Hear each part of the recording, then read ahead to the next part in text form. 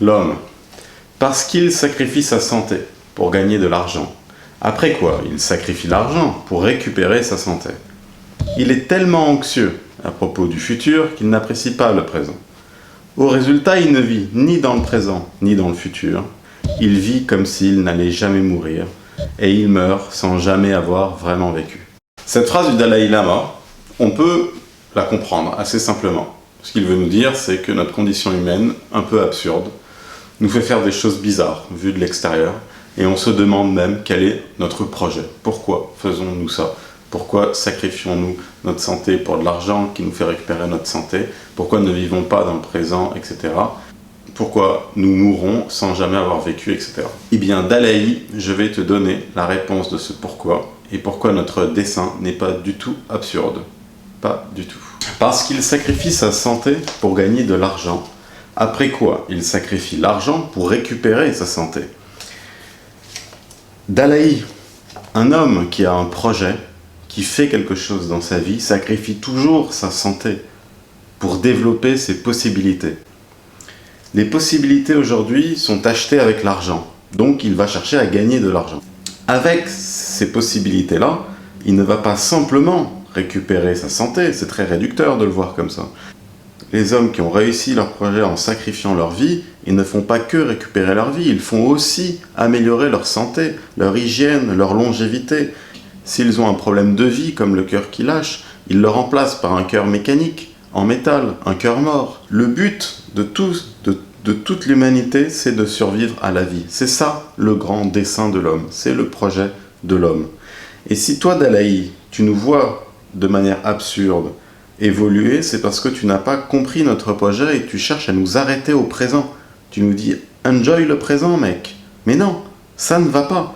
Nous sommes anxieux du futur et on n'apprécie pas le présent aujourd'hui parce que nous sommes encore mortels et nous cherchons à travers la physique, toute la science, toute la technologie que nous développons, nous cherchons à survivre à la vie, à contrôler la vie, à devenir un jour peut-être, espérons, immortels.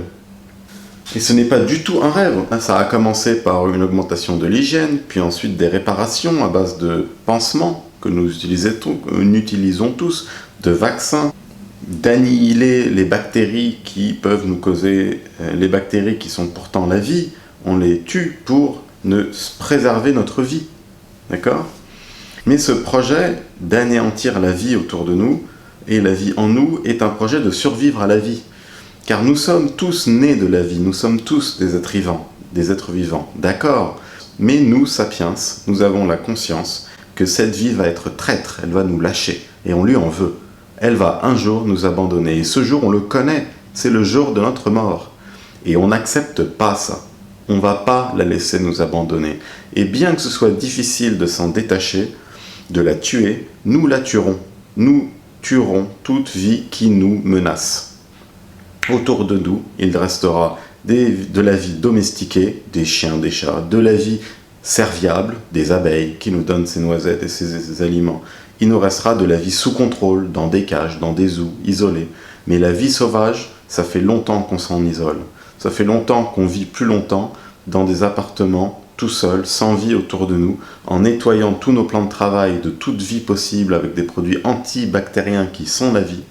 Tout ça pour nous isoler de la vie, pour vivre plus longtemps. C'est ça notre dessein, c'est notre projet Dalai. Et si on s'y consacre et qu'on est anxieux et qu'on ne vit pas le présent et qu'on ne vit, c'est parce qu'on a un rêve du futur. Ce rêve-là, c'est de survivre à la vie. Donc au résultat, tu t'étonnes, tu te dis « hey, ils sont ouf !» Il ne vit ni dans le présent ni dans le futur, il vit comme s'il n'allait jamais mourir. Mais oui, c'est pour ça. On ne vit que comme si on ne va jamais mourir parce que c'est ça, notre projet. C'est ne jamais mourir. Donc on s'en fout du présent aujourd'hui. Et tu vas pas nous arrêter avec de la méditation, etc. Il y a quelques gens un peu paumés qui se cherchent, ils ont souvent tous les moyens du monde et ils sont pas heureux. Ceux-là, tu peux les happer. Parce qu'ils vont chercher, ils vont se dire « mais pourquoi j'ai tout et pourtant je suis pas heureux ?» Ben médite. Ah bon? Ben oui. Médite, pense au présent, fais fuir toutes les mauvaises énergies. Ce seront des cas particuliers qui adhéreront à ton système de méditation et de présent, présent, présent. Le mec, le projet de l'humain, le mec qui va faire avancer l'humanité et qui sera poussé par toute l'humanité sans aucune exception, ce sera celui qui amènera la vie éternelle, ou qui au moins prolongera la vie chez l'humain. Voilà. Donc évidemment, il meurt sans jamais avoir vraiment vécu. On a ce projet-là, et on y arrivera. Donc Dalaï, t'es bien mignon, mais on n'est pas du tout en train de faire quelque chose d'absurde.